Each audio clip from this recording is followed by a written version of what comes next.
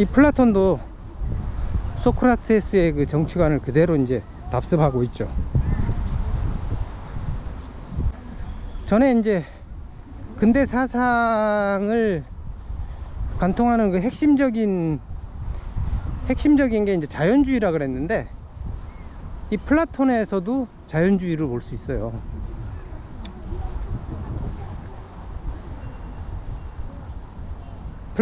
플라톤의 이제 자연주의에 따라 이제 이게 과도정을 지지하는 정치관이 나타나는데,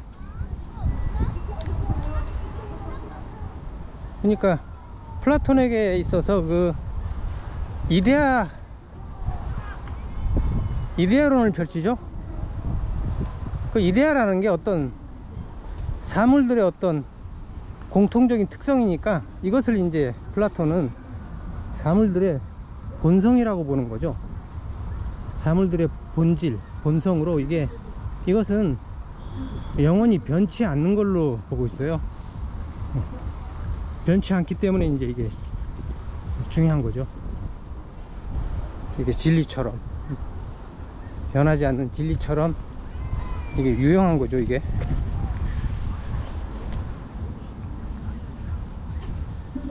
그래서 이 플라톤에게서도 이런 근대 사상에서 나타난 그 자연주의를 공통적으로 이제 볼 수 있어요. 그래서 이 플라톤은 그 국가란 책에서 그 사람들의 영혼을 세 부류로 나눠요. 그 본성에 따라서. 그래서 그 본성은 이제 이데아니까 이게 변하지 않는 거예요. 아무리 시간이 가도 그 사람 일생 동안 변하지 않는 그 사람의 특성이 되는 건데, 그래서 개인의 영혼을 세 계급으로 나누는데, 하나는 수호자, 다른 하나는 전사, 다른 하나는 농민, 노동자라 그래도 되고 일하는 계급이죠. 이렇게 세 계급으로 나누고, 각 계급의 그 본질은 수호자 계급은 이성이 있다고 보는 거죠. 이성을 갖고 이제 합리적으로 생각할 수 있고 철학도 할 수 있고 뭐 그런 계급이고, 전사는 이제 싸우는 계급이죠. 그래서 용기가 그 본성으로 보고, 그 다음에 농민, 노동자 이런 사람들은 동물적 본능이 본성으로 봐요. 그래서 이런 본성에서 벗어나지 못한다는 거죠, 각각의 계급이. 그러니까 정치는 이성을 가진 계급만이 할 수 있는 거죠. 이성이 없는 전사나 농민은 정치를 할 수 없다고 보고, 그 정치는 이성을 가진 소자 계급, 극소수의 소자 계급만이 할 수 있는 과도정이 돼야 된다고 주장하는 거죠. 그래서 이 사람이 그 국가에서 그 우생학을 주장해요. 우생학.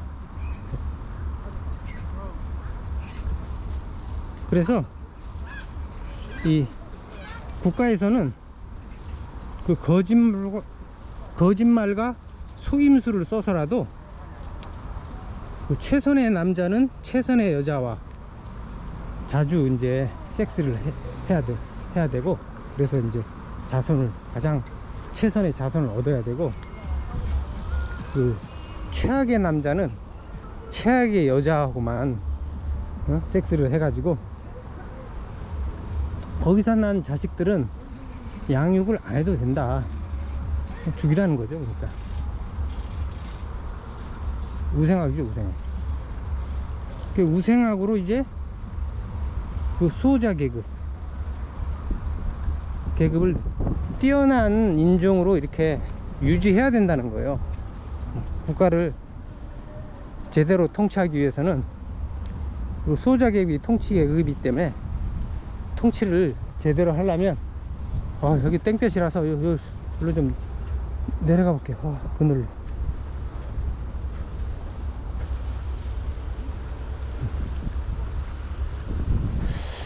여기도 이게 잔디밭은 넓은데 이게 제대로 내려갈 수 있을래나? 여기는 세멘트 길인데 뜨거워요, 발바닥이.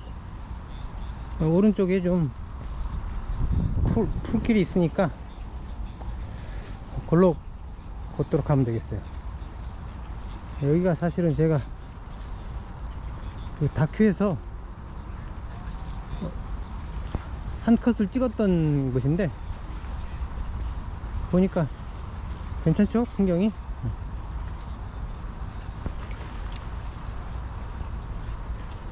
플라톤이 국가에서 이렇게 우생학을 주장하고 뭐 거의 1배 찜쪄 먹죠. 그 다음에 아까 말한 세 계급 중에 이 수호자 계급은 이제 지배 계급이죠. 이 사람들은 재산하고 처자 이걸 공유해요. 그리고 공동 식사하고, 공동 식사는 이제 스파르타에서 하던 거죠. 스파르타를 이제 모범으로 삼아 가지고 일종의 이제 공산주의죠. 마르크스가 이 플라톤의 국가에서 공산주의 모델을 따왔을지도 모르겠는데, 근데 이 국가에서는 이 수호자 계급은 공산주의고, 그리고 보면 이게 지배를 그 과도 독재를 한다는 면에서는 이게 자본주의 정치체제하고 비슷하죠. 이게 그러니까 국가의 정치체제는 이게 현대의 그 자본주의와 공산주의를 짬뽕한 짬짜면 같아요. 그 짬짜면도 그냥 짬뽕 짜장 따로 있는 게 아니고 짜장에다 짬뽕을 섞어버린 뭐 그런 것 같아요. 끔찍해 보이죠.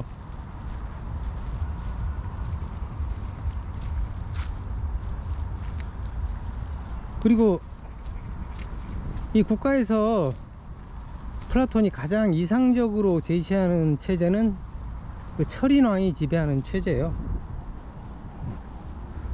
그래서 그 칼 포퍼가 그 열린 사회와 그 적들이라는 책에서 이 플라톤을 비판하는데, 그 플라톤이 말하는 철인왕은 플라톤 자신일 것 같다고, 플라톤 자신이 왕이 돼서 통치하는 걸 의미한다고 그렇게 써놨어요. 그럴 것 같아요. 실제로 이제 플라톤이 자기의 이제 정치적인 이상을 실현하기 위해서 그 시라쿠사란 도시 국가가 있었는데, 그리스 이제 식민 국가죠. 그 지금 시칠리아에 그 있던 도시 국가인데, 거기에 2번이나 갔어요. 2번이나 가가지고 거기 이제 왕이 초대를 해가지고 그 왕이 이제 지원해주니까 그 지원하에 이제 자기의 철인왕 이상을 실현하려고 했는데, 그 왕이 아마 참쥐였을 거예요. 그래서 뭔 트러블이 생겼는지 실패하고 2번 다 실패하고 결국은 이게 잡혀가지고 노예가 됐는데, 여기 낚시하는 사람들이 계시네요.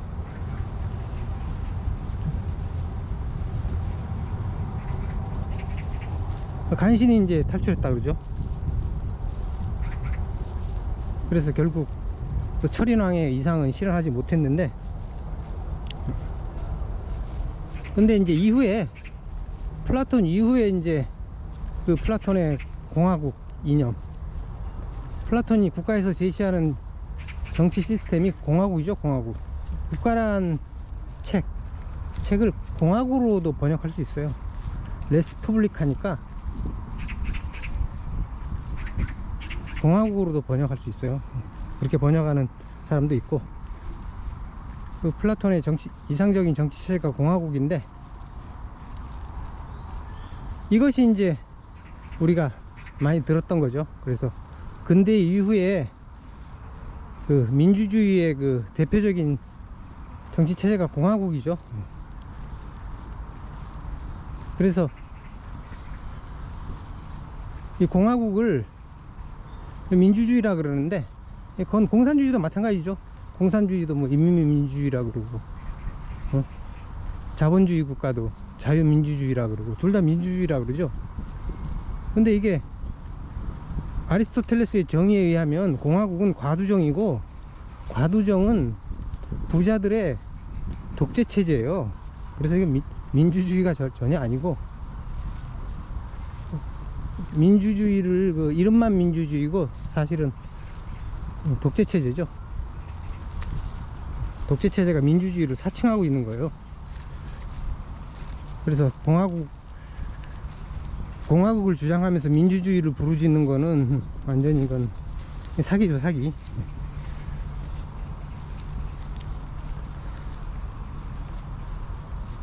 그래서 이 플라톤과 이제 소크라테스가 민주정을 혐오했기 때문에, 그거는 뭐 역사적인 사실인 걸로 보이고, 과두정을 주장하다가 결국은 이 사람들은 이제 정치적으로는 실패했죠. 소크라테스는 사형을 당하고, 플라톤은 시라쿠사에서 자기 정치적 이상을 못 펼치고 노예까지 되고, 이 사람들의 정치적인 이상을 실현을 못 했는데, 이게 이후에는 이게 실현이 됐어요. 그게 멀지가 않아요. 로마부터 공화정이었죠. 로마부터. 근데 로마 공화정을 민주주의라 그러진 않죠. 이것도 과두정이죠. 과두정. 원로원에 의한 통치죠. 원로원에서 뭐 원로원 의원이 몇 명이나 되는지 모르겠는데 그리 많지가 않죠. 이리로 나가는 길 있어요? 없어요? 감사합니다.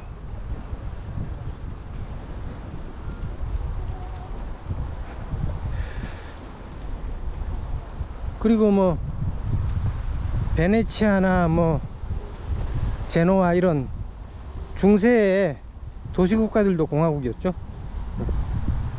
그리고 근대 이후에 이제 프랑스 혁명 이후에 대부분의 국가들이 공화국을 채택하죠. 공산 국가까지도.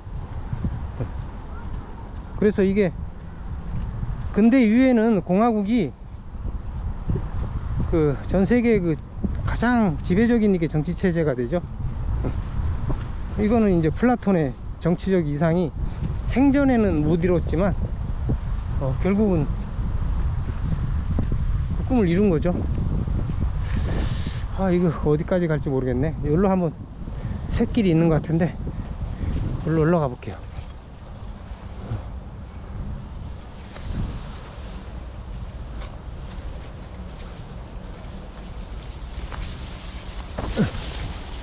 야, 갈대숲을 헤치고 길은 길이네요.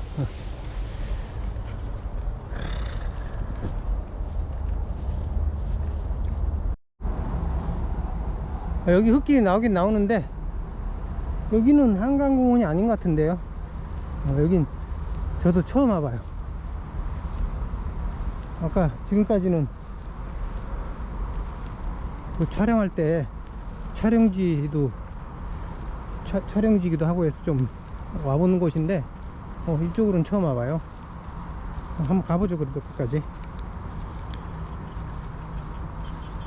그러니까 플라톤과 소크라테스가 과두정을 주장한 게 이제 아테네 민주정을 혐오해서 그런 건데, 그 아테네 민주정의 실상을 한번 살펴보죠. 그 전 시간에도 얘기했듯이 이제 그리스 아테네에서 그 기원전 461년에 그 에피알데스라는 사람이 개혁을 해가지고 그 인민법정을 창설했잖아요. 그래서 그 아테네 시민이면 누구나 그 재판관이 될 수 있었어요. 그때 판사는 없었고 이제 배심원제이기 때문에, 배심원 재판이기 때문에 그 시민이면 누구나 배심원이 될 수 있었는데, 그 배심원이 500명이나 됐죠. 그래서 시민이면 누구나 일평생 한 번은 배심원을 거의 해야 됐을 거예요. 이 땡볕이라서 지금 엄청 더워요. 발바닥도 뜨겁고, 이게 흙땅이라도 이게 땡볕이니까 이게 발바닥이 뜨거워요. 힘드네. 이게 또 해가 정면으로 비치니까 힘들어요. 여기서 더 이상 갈 수 있는 길이 있나 모르겠네. 여기 낚시하는 사람이 있는데요. 여기는 낚시해도 된대요. 마포대교, 저쪽이 마포대교였죠. 마포대교 이쪽 왼쪽으로는 저 고기 엄청나게 크다. 마포대교 왼쪽으로는 이게 낚시해도 된다고 돼 있대요. 못하는 줄 알았는데 저도 낚싯대 갖고 와야겠어요.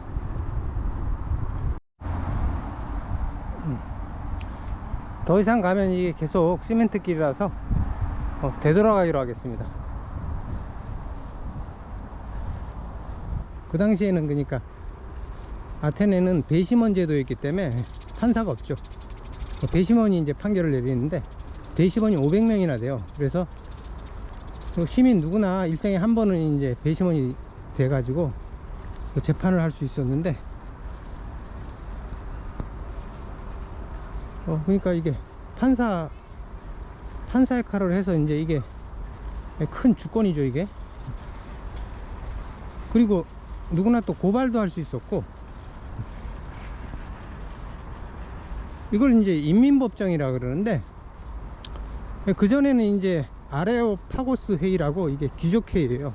귀족회의에서 하던 거를 인민법정으로 옮겨버렸죠. 그 결과 이제 에피알데스는 피살됐을 거예요, 아마. 귀족들한테 결정적인 정치적인 패배를 안겼기 때문에 아마 그 후유증으로 피살됐을 거예요. 피살됐을 거예요, 이게.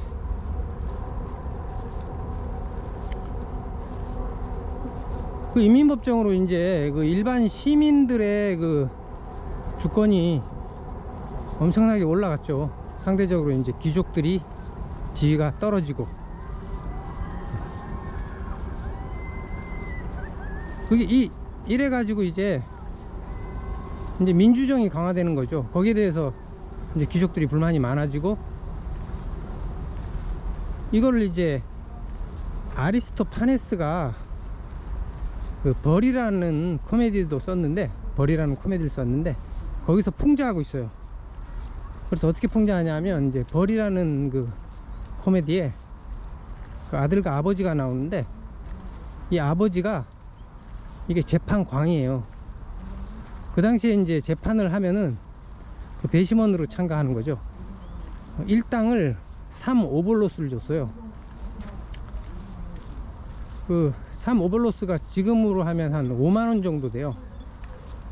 1드라크마가 6오블로스니까 1드라크마가 이제 은하 한 냥이죠. 한 냥이라서 이게 노동자 1당 정도니까, 노동자 1당을 10만원으로 치면 그 3오블로스는 반 드라크마이기 때문에 5만원 정도죠. 5만원. 이걸 이제 페리클레스가 처음 만들었어요. 페리클레스가 일당제를 처음 만들어 가지고 2오블로스를 줬는데, 나중에 이제 클레온이 집권하면서 3오블로스로 인상됐죠. 그래서 이게 서민 입장에서는 이게 작지가 않죠, 이게. 그래서 그 아버지가, 그 벌이란 코미디에서 아버지가 재판광이 돼가지고, 그래가지고 아들이 이제 참다 못해가지고 아버지가 재판에 못 나가게 가둬버려요. 그러니까 친구들이 와가지고, 그 아버지 친구들이 와가지고 또 아버지를 빼내고, 그래서 할 수 없이 이제 아들이 그 재판에는 못 나가게 하지만 이제 집에서 재판을 할 수 있게 해줘요. 그래서 집에서 이제 걔한테 재판을 한다는 얘기인데, 그 걔한테 이제 아버지가 무죄 판결을 내리는데, 이 아버지가 그때 처음으로 무죄 판결을 내린 건 그게 처음이래요. 그러니까 전부 다 유죄 판결을 내린 거죠, 이 사람이. 재판을 제대로 공정하게 하는 거에는 관심이 없고, 그 일당하고 그 재판을 하면서 그 권력을 행사하는 거에만 이제 이 사람이 빠져 있었던 거죠. 일로 내려가는 게 나을 것 같아요.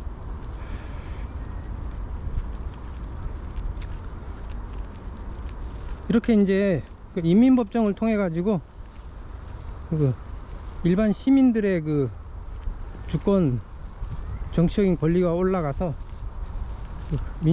진짜 민주주의죠. 이거는 진짜 민중이 주권을 행사하는 진짜 민주주의가 된 거고, 뭐 일반 시민들만 그런 게 아니라 노예하고 외국인들도 이 법 앞에서 평등하게 해줬대요.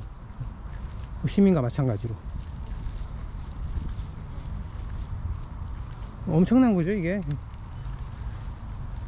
근데 그게 노예를 위해서 그런 게 아니고, 노예나 외국인을 위해서 그런 게 아니고, 노예한테 그 법적인 평등권을 안 주면은 그 다른 시민이 그 노예한테 명령을 해가지고 그 노예 재산을 뺏고 그럴 테니까, 자기 노예가 자기 돈을 안 뺏기게 하려면은 법적인 평등을 줬어야 해요.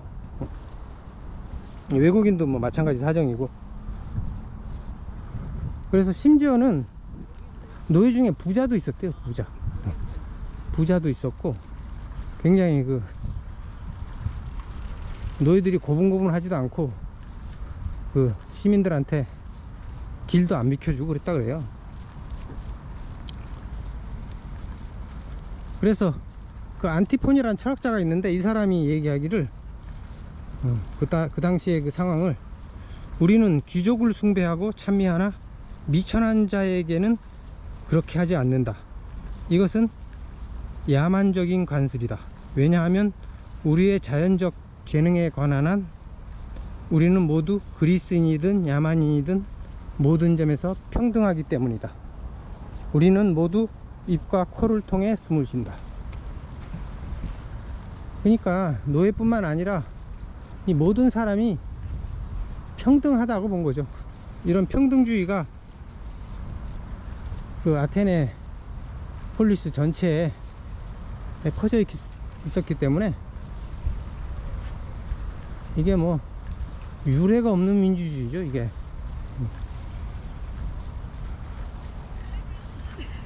그래서 또 아테네 민주주의를 사람들이 까는 게 노예제에 기반한 민주주의라고 이렇게 까는데, 노예가 그 뭐 미국 모카밭의 흑인처럼 착취받는 노예들이 아니에요. 이게 노예에 대해서 그 근대적인 노예관을 갖고 있기 때문에 이렇게 오해를 하는 건데, 전혀 그거는 헛소리죠.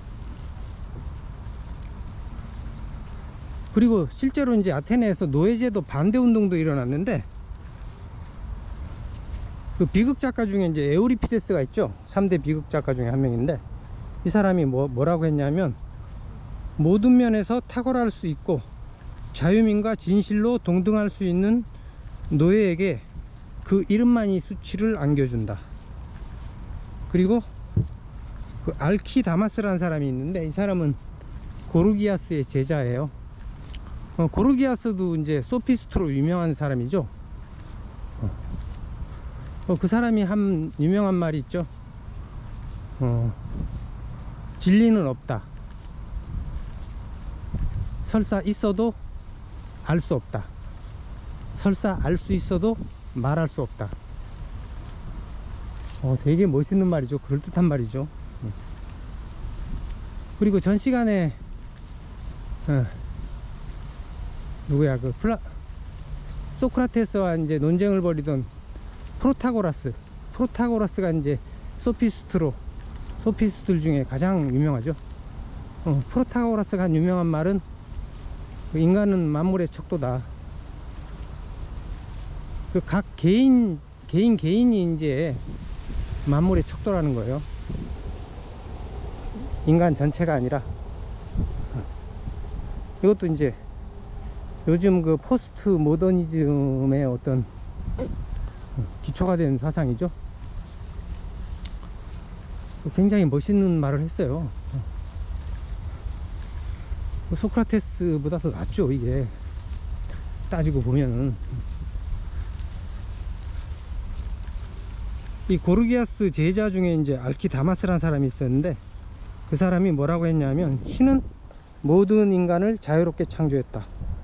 본래는 아무도 노예가 아니다. 그리고 이제 또 고르기아스 학파의 한 사람인데, 리코프론이라는 사람이 있었는데, 이 사람이 고귀한 출생의 영광이란 상징적인 것이며 그 특권은 단순한 말에 의존하고 있다. 이렇게 이 철학자들 사이에서 이 평등 사상에 대해서, 그리고 평등 사상이 퍼져 있었고, 그리고 노예제도를 반대하고 있었어요. 주로 보면 소피스트들이죠. 소피스트들. 주로 이제 소피스트들은 그 인간 평등주의에 찬성하고 노예제도에 반대했어요. 근데 플라톤은 노예제도에 찬성했어요. 그래서 플라톤과 아리스토텔레스는 그 인간의 생물학적 그리고 도덕적 불평등 이론을 전개했는데, 플라톤의 경우에 이제 그 대화평 국가에서 최선의 인간이며 자신 속에 신적인 지배자를 가진 인간의 노예가 되어야 한다. 이렇게 얘기했어요. 그러니까 그 사람이, 어떤 사람이, 그러니까 탁월한 사람이 있어가지고 그 신적인 인간이면 그 사람이 지배자가 되어야 된다는 얘기죠. 그 아리스토텔레스도 이제 노예제에 찬성했는데, 그 아리스토텔레스가 지은 정치학이란 책이 있죠. 거기에 1권에 보면 이런 말이 있어요. 혼이 몸을 지배하듯이 주인이 노예를 지배하는 것은 자연스럽다. 이 몸을 사용하는 것을 업으로 최상의 성과를 올릴 수 있는 인간들은 모두 본성적으로 노예이다. 이렇게 써놨어요. 그리고 또 아리스토텔레스가 지은 아테네 정치체제란 책이 있는데, 거기에서도 아리스토텔레스가 말하기를 아테네에서 노예와 거류 외국인은 아주 건방지다. 노예를 때릴 수도 없고 또 이들은 길도 양보하지 않는다. 이렇게 썼어요. 그 다음에 국가에서, 그러니까 플라톤이 국가에서도 그 말과 당나귀들도 아주 자유롭고 당당하게 길을 가는 버릇을 들여서 길에서 언제고 만나게 되는 자가 비켜서지 않을 경우에 이 자를 들이받는데, 그 밖에 모든 것도 이런 식으로 자유가 넘치니 말일세. 이건 좀 과장된 비유 같은데, 그 당시 분위기를 나타내는 말이라고 볼 수 있죠. 이 정도로, 그러니까 짐승들도 건방지게 보였을 정도로 노예들이나 뭐 시민권이 없는 외국인들, 그런 사람들도 모두 양보하지 않았다는 거죠. 자연민들한테 이렇게 굴종하지 않고 당당하게 행동했다는 걸 이제 보여주는 거죠. 그래서 플라톤이나 아리스토텔레스도 그렇고 소크라테스도 이 아테네의 민주정이 너무 과도해 가지고